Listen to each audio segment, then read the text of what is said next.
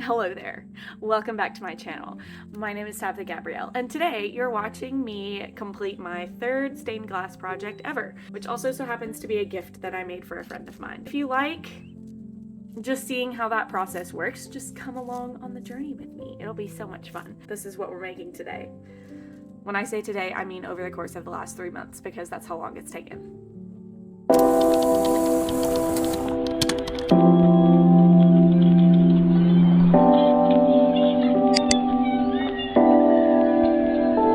This project first began back in August 2025. I had already picked out my pattern at this point, and I was in Hobby Lobby scoping out the different glass sheets, trying to see what looked good together. Since this was a gift, I was really trying to keep her in mind, and just her love for the mountains and specific pictures that she's taken of the mountains. And so I was just trying to be really mindful of that during the shopping process. I think this is the perfect sky piece because I'm going for a sunset look. And I'm thinking, based off of my image, that this could be like the closest mountain. I don't know. For like the next further off mountain. I'm thinking this is also an option, but you see it's like more textured, so I don't know.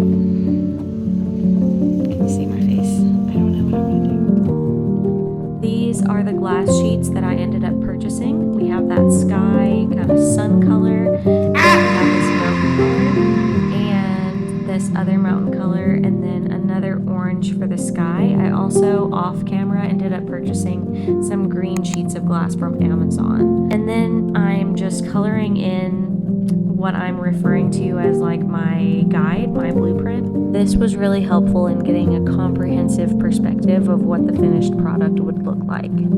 Also, I just want to shout out someone from the comment section of my stained glass butterfly video. Shout out to Karen, who recommended using contact paper and tracing paper or carbon paper. This was an absolute game changer when it came to cutting out my pattern pieces. On my stained glass butterfly, I was using regular printer paper and then gluing that to the glass sheets, and that was not working well. With this method, you can basically make your own stickers that are waterproof, and it works way, way better than the other method. In these next few clips, I am just cutting, which feels like what I did for the majority of this project was cut out all of the bajillion pieces that there were, and then recut some of them because they snapped wrong, and I'm still figuring out how to space out pieces on the glass. So some of them were too tight and the glass didn't break correctly. So I feel like most of what I did for this project was cut pieces of glass.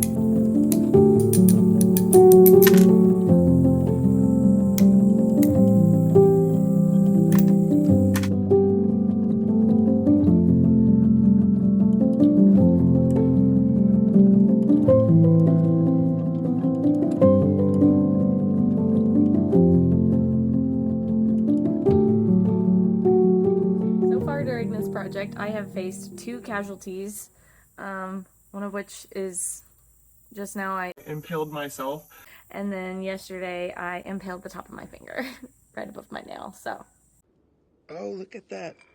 I've been impaled. it's the first time. I feel like I'm getting careless with this one or something, because I didn't injure myself at all. The previous 2 I did. So I'm an official member of the Stained Glass Club, because you can't be a member without having some kind of small injury, right? This step, much like the last one, was a lot of monotonous grinding and a lot of going over the same areas multiple times to make sure that they fit in the parameters that they were supposed to fit in. This is kind of a more monotonous step, but it's also so satisfying and so fun. So I'm missing a piece here. And this piece right here, I'm gonna have to recut because for some reason the texture part is on the wrong side. Like, I reversed it. I cut it reverse. I don't know how that happened. And then I am going to have to make this little annoying piece right here. Or, you know, honestly, I might combine it into this piece or this piece. Might combine 11 and 12. I've had to do that with a couple other pieces, like this one. I also had to cut this piece into like 3 different pieces. So, I don't know. Yeah, I didn't know how this would look because there was a lot of blue. And now that I'm seeing it, I'm like, we need some more dark colors for like contrast. So I might use some of my other green sheets and recut this piece, this piece, this piece, this piece. I don't know. We'll see. And then everything needs sanded down again because as you can see, it's not fitting in the parameter that it's supposed to. So back to the drawing board. So it may not look like it, but a lot happened off camera in between the last clip and the current clip. As you can see, I went through and recut a lot of those green pieces that make up the mountain closest in the image, and I love the contrast that this added to the piece. I really think it added something. And in these clips, I'm on the copper foiling step, which is arguably my favorite. The copper foil is where you add like this copper foil tape to the outside edges of each piece, and this is what allows the solder to stick the pieces together. This is one of my favorite steps because it's where you really start to see change happening and you really start to see the finished product shining through.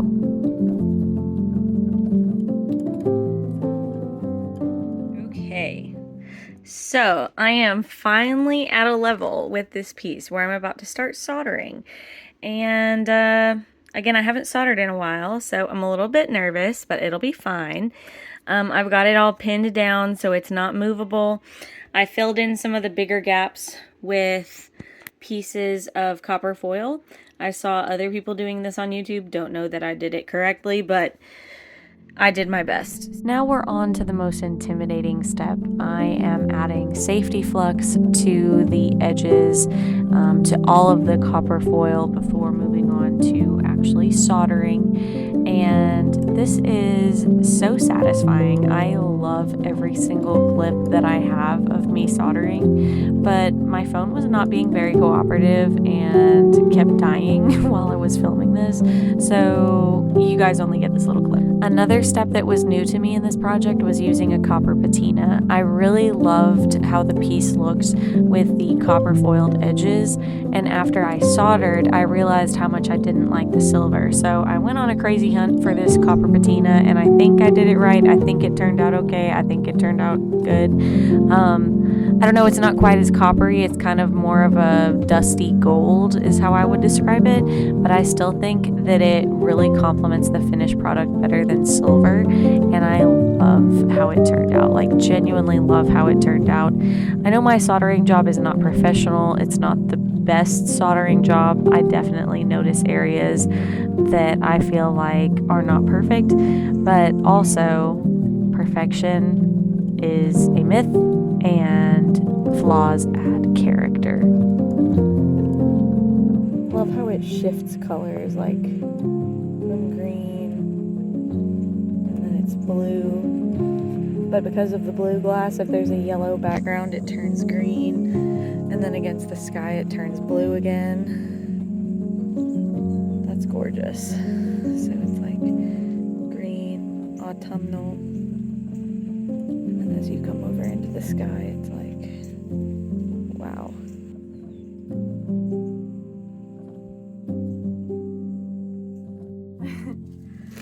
Gosh. So, this project is finally finished after having started in August, but I think she turned out so pretty. One of my favorite things about this piece is, like, right now with the trees being yellow and orange, the blue glass, when it's held up to the sky, it's blue, but then when it's held up to something orange or yellow, it turns green. And I think that's beautiful. I didn't even think about that, but I love it. This is my first time using copper patina, so I'm not sure if I did it correctly, but I still think it turned out really good as my third piece ever. I think I put the sun on backwards because the texture for the sun is on this side and it's smooth on this side, and then the texture for the mountains is like textured on this side and smooth on this side. So that's on me. That's just where I put the sun on backwards. But, you know, once again, like I said last time, mistakes add character, and I feel like I learned something from every mistake that happens. I think she turned out so pretty, so pretty.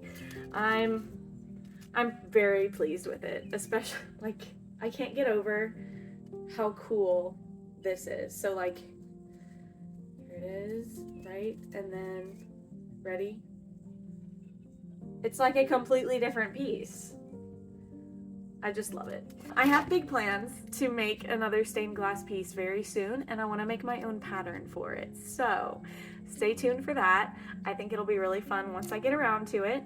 May take me a few months. Seems to take me a few months every time I start a stained glass project, but that's fine. I have a great time. Hopefully you guys also enjoyed this project and seeing how it works. I hope you all have an amazing rest of your morning, afternoon, evening, or whatever other time of day it is for you, and I will see you next time. Goodbye.